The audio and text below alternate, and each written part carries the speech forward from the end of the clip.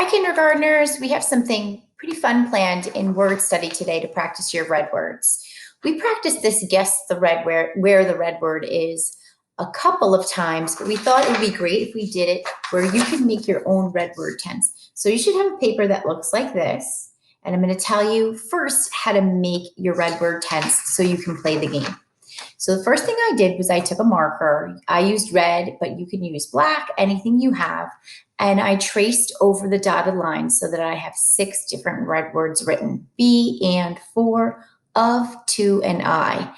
And then I cut it right in half so it looks like this. So I have 2 pieces of paper that look like this. Okay, it might be hard to see. So one that has the red words. The red words are on the bottom for both of the halves of paper. Okay, so that's step 1. Cut it in half. You write the red words in marker. You cut it in half. Then, after you have them cut in half, okay, you cut them out into separate pieces so that you have little rectangles with a line in the middle. After you do that, you will fold them in half so they become little tents, right? So you'll see in picture number 1 over here, you can see the ones where I wrote over them in marker. And it's easier if you also write it on the back in pencil. So these are the same set of cards. On the front, I have them written in marker, and in the back, I wrote the same word written in pencil. So this is my word to tent, and it has it written in marker on the front, and then I quickly wrote it also on the back, both the same word on the same tent, okay? So now I'm ready to play. I have my tents all ready. You're going to need a partner to play with you for this game. So you can see this is a table, and you can set up all of your tents in a row on a table, and the person who is the hider sits behind the red words, okay? And they can decide, I'm using a dime here. You can use whatever you have at home that's small enough to be hidden under one of these red word tents. So you can see I've set all of my red word tents up, and I'm going to hide that dime under the word of.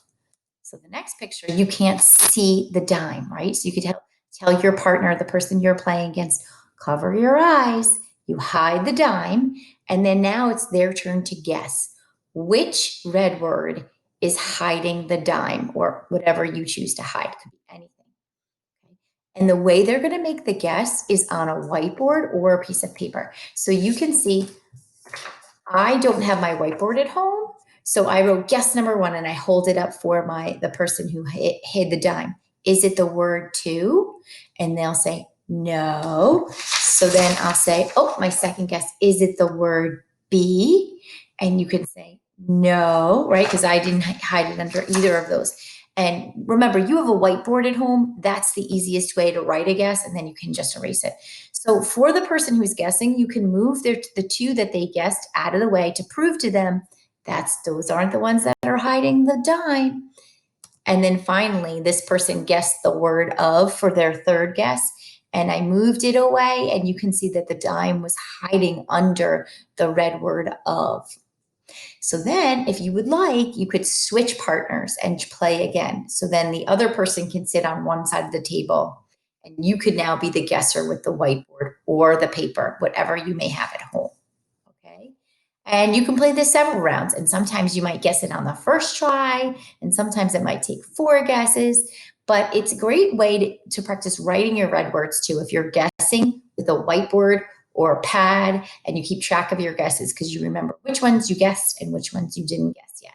Okay? Have a wonderful time playing this game. I hope you think it's fun and a great way to practice your